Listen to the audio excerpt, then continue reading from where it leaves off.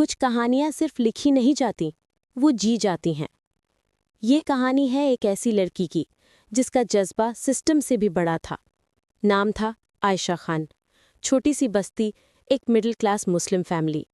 अब्बू चाहते थे बेटी डॉक्टर बने, लेकिन आयशा के सपने कुछ और थे। उसने कहा, अब्बू, मैं देश की हिफाजत करना चाहती हूँ, मैं आईपीएस ऑफिसर बनूंगी। सब हंस पड़े। किसी ने कहा, लड़कियां यूनिफॉर्म में अच्छी नहीं लगती। किसी ने कहा, सरकारी नौकरी ये आसान नहीं। लेकिन आयशा ने दिल में एक दुआ मांगी, या अल्लाह, मुझे इतनी हिम्मत दे कि मैं सच के लिए लड़ सकूं। रातों की नींद छोड़कर दिन रात पढ़ाई, रोज फजर के बाद कुरान पढ़ती और फिर किताब लेके बैठ जाती। और एक दिन रिजल्ट आया, Ayesha Khan, Indian police service. उस वक्त अम्मी के आंखों में आंसू और फख्र दोनों था। उसका पहला पोस्टिंग हुआ राजनगर में, एक छोटा शहर पर करप्शन से भरा हुआ। वहां का ताकतवर नेता था विक्रम प्रताप सिंह। उसके दोस्तों के जरिए पूरा सिस्टम उसके कंट्रोल में था। लोग उसके खिलाफ बोलने से डरते थे। पर जब आयशा ने ड्यूटी संभाली तो सबसे पहले कहा, इंसान चाहे अमीर हो या गरीब, कानून सबके लिए बराबर है। एक दिन खबर मिली, नेता के आदमियों ने एक मुस्लिम बस्ती से जमीन जबरदस्ती छीन ली है। गरीब लोगों के घर तोड़ दिए गए हैं और उनके बच्चों के सपने मिट्टी में मिला दिए गए हैं। आयशा ने बिना देरी की अपनी पुलिस जीप निकाली और साइट पर पहुंच गई। बुलडोजर चल रहा था।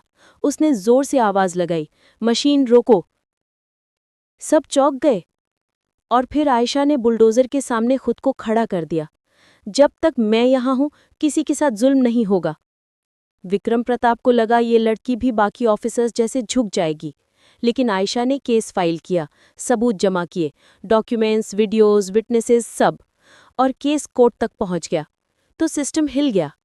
आयशा को धमकियां मिलने लगी। रात के अंधेरे में फोन आते, अगर जिंदा रहना चाहती हो तो केस वापस लो। लेकिन आयशा के जज्बे को कोई नहीं तोड़ सका। वो कहती, मैं अल्लाह पर भरोसा करती हूं और इंसाफ पर यकीन। एक दिन उन्हें ट्रांसफर लेटर मिल गया। राजनगर छोड़ने का ऑर्डर था। लेकिन आयशा ने हार नहीं मानी। उसने मीडिया के सामने प्रेस कॉन्फ्रेंस बुलाई और सब सबूत देश के सामने रख दिए। पूरा देश बोल उठा, विक्रम प्रताप को गिरफ्तार करो। और जब उस दिन उस नेता को पुलिस ने हथकड़ी पहनाई तो आयशा ने सिर्फ इतना कहा, कानून के सामने सब बराबर हैं। आज राजनगर के लोग आयशा को सिर्फ एक ऑफिसर नहीं, एक मिसाल के रूप में देखते हैं। बच्चे उससे मिलकर कहते हैं, मैडम, हम भी बड़े होके आप जैसे बनेंगे। आयशा ने साबित किया, ताकत यूनिफॉर्म में नहीं, नियत में होती है। सिस्टम तब बदलता है जब कोई आयशा जैसे लोग सच के लिए खड़े होते हैं। हर शहर को, हर सिस्टम को एक आयशा चाहिए, जो दुआ और हिम्मत दोनों से लड़ती हो।